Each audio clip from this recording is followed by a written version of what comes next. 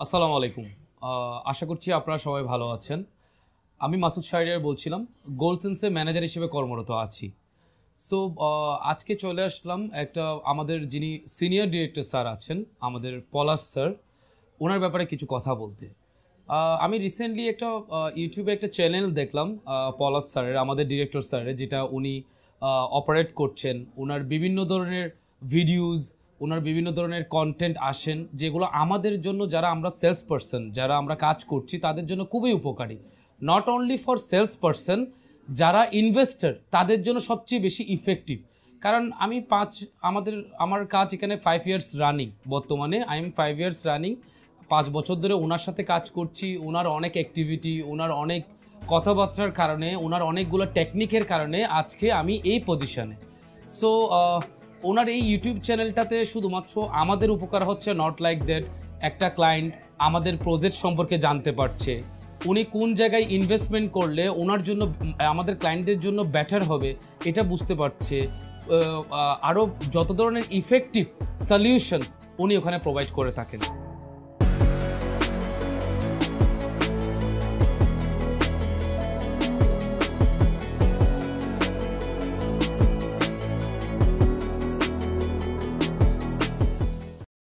Sir আসসালামু আলাইকুম।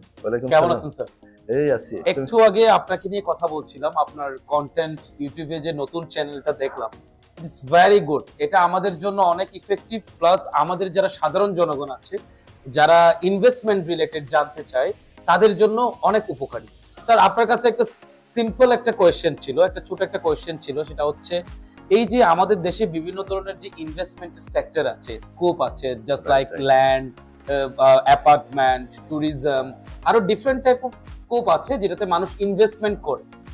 Sir আপনার কাছে একটা কোয়েশ্চেন এটাই যে কেন মানুষ land, apartment and other investment sector ছেড়ে আমাদের যে ট্যুরিজম, এই যে হোটেল বিজনেসটা, যেটাকে বলা হয় সম্পদের রাজা, কেন বলা হয়, এবং কেন মানুষ এখানে ইনভেস্ট করলে তাদের টাকাটা সিকিউর এন্ড তারা কি বেনিফিটটা পাবে ইন ফিউচারে, যে অন্যান্য সেক্টরের চেয়ে কি বেশি তারা এক্সট্রা পাচ্ছে, এটা আমার একটু কোয়েশ্চেন আপনার কাছে ছিল। প্লিজ কাইন্ডলি যদি আমার সাধারণ জনগণের উপলক্ষে যদি কিছু বলতেন আপনার মূল্যবান বক্তব্য। ধন্যবাদ মাসুদ। আসলে আমাদের এই রিয়েল এস্টেট ফার্মগুলা 4টা লেগের উপর চলে। 4টা। একটা হচ্ছে apartment project, land project, hotel project, city বা condominium project. City and condominium project. Okay. এখন এই যে হোটেল প্রজেক্টের উপরে কিন্তু যে ব্যবসায়ীরা সবাই এখন মনোযোগ দিয়ে দিচ্ছে। কারণ কি, সম্পদের রাজা হোটেল। এটা কিভাবে সম্ভব? যেমন একদম ছোট্ট যদি একটা এক্সাম্পল বলি, আমরা ঢাকা শহরের গুলশানে যদি 2 কোটি টাকা দিয়ে একটা ফ্ল্যাট কিনি, এই ফ্ল্যাটটা কত ভাড়া হবে আনুমানিক? ইটস কাইন্ড অফ 2 কোটি ফ্ল্যাটের ভাড়া হচ্ছে 50-60,000। এখন আমার কথা হচ্ছে যে আমরা যদি 2 কোটি টাকা কক্সবাজার, কুয়াকাটা অথবা সিলেট বা পর্যটন এরিয়াগুলোতে ইনভেস্ট করি, ট্যুরিজম সেক্টরে, বিশেষ করে হোটেল ইনভেস্টমেন্ট করি, এই হোটেলে ইনভেস্ট করলে সুবিধাটা কি? হোটেলের একটা রুম ডেলি ভাড়া যাচ্ছে, এবং সেটা যদি 5 স্টারের চেইনের সাথে অ্যাটাচ থাকে, কানেক্টেড থাকে, তাহলে ওই রুমটা সর্বনিম্ন ভাড়া হবে 12 থেকে 15,000 টাকা। এটা সর্বনিম্ন। আর ওই ভাড়াটা কিন্তু ডলারে কাউন্ট হয়, কিন্তু বাংলা টাকা কাউন্ট হয়।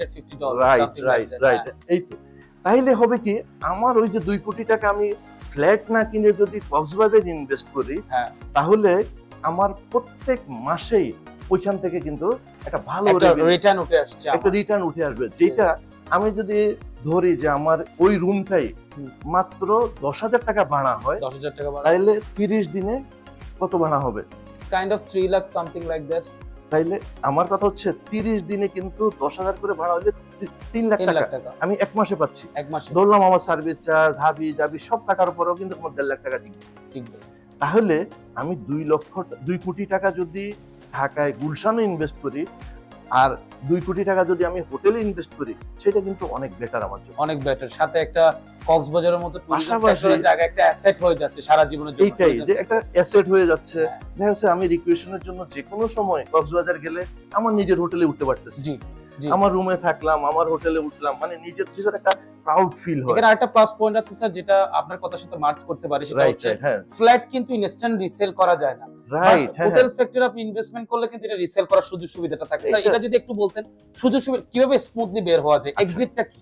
এক্সিটটা ওইখানে যে ঢুকবে একবার, সে এক্সিট হবে না। কেন এক্সিট হবে না আমি বলি। একটা হোটেলের সুইট যখন সে আন্ডার কনস্ট্রাকশন থাকে, সে হাওয়া কাজে স্টার্ট করে নাই, তারা কিন্তু 100 থেকে 200টা রুম বা 50টা রুম বা 20টা রুম কিন্তু একটা মার্জিনাল প্রাইসে ছেড়ে দেয়। আচ্ছা, আবার যখন এটা কনস্ট্রাকশন স্টার্ট হয়, একটা লেভেলে উঠে আরেকটা প্রাইস হয়ে যায়। আবার যখন ফিনিশিং স্টেজে আসে আরেকটা প্রাইস হয়। আবার যখন মানে সফট ওপেনিং হয় একটা প্রাইস, আবার যখন গ্র্যান্ড ওপেনিং হয় কমার্শিয়াল ওপেনিং তখন আরেকটা প্রাইস থাকে। এখন কথা হচ্ছে, আমি একটা রুম ইনিশিয়াল স্টেজে মাত্র 1 কোটি টাকা দিয়ে কিনলাম। ওকে, যখন এটা কাজ স্টার্ট হলো, এই রুমটার দামই হয়ে যাবে 1.5 কোটি টাকা স্বাভাবিক। যখন এটা ফিনিশিং স্টেজে আসবে, সেটার দাম হবে 2 থেকে 2.5 কোটি টাকা। যখন এটা সফট ওপেনিং এ যাবে, তখন কিন্তু এটার 3 আর কমার্শিয়াল ওপেনিং এর সময় এটা আরো প্লাস হবে। সুতরাং আমরা যারা বিশেষ করে ইনভেস্টমেন্টটা ফ্ল্যাটে করি বা ল্যান্ডে করি বা অন্যখানে করি, আমি বলবো যে আপনারা এটা ভুলে যান। যেহেতু সম্পদের রাজা হোটেল, আপনারা হোটেলে ইনভেস্ট করেন। Okay God, thank you so much, thank you. আমি সাধারণ জনগণের উপলক্ষে একটাই কথা বলবো, সেটা হচ্ছে ট্যুরিজম সেক্টর অলওয়েজ বেস্ট। হ্যাঁ, ল্যান্ড, অ্যাপার্টমেন্ট অনেক কিছু আছে। স্যার অনেক মূল্যবান বক্তব্য দিয়েছেন, thank you so much sir, যেটার জন্য মানুষ অনেক উপকার হবে এবং রাইট ডিসিশন পাবে, রাইট সময়ে রাইট ডিসিশন নিতে পারবে। Thank you so much sir for your time. আসসালামু আলাইকুম। বাংলাদেশের যে গার্জিয়ানরা আছে, বিশেষ করে মা বাবাকে আমি বলবো, আপনাদের ছেলে মেয়েদেরকে আপনারা শুধু ডাক্তার, ইঞ্জিনিয়ার তৈরি করতে চাইেন না, আপনারা রিয়েল এস্টেট ফার্মে মার্কেটিং এও দেওয়ার চেষ্টা করেন। কারণ এখানে যেমন তার স্যালারির একটা ভালো সুবিধা আছে, তেমনি তার সুবিধা আছে গ্রোথ হওয়ার, পজিশন গ্রোথ হওয়ার এবং পশ লাইফ লিড করার। আর এই সকল তথ্যগুলা জানার জন্য কিন্তু সবাইকে আমার সাথে থাকতে হবে এবং আমার এই তাজউদ্দিন পলাশ চ্যানেলের সাথে থাকতে হবে। আসেন সবাই মিলে এই চ্যানেলটাকে লাইক করি, শেয়ার করি। ধন্যবাদ।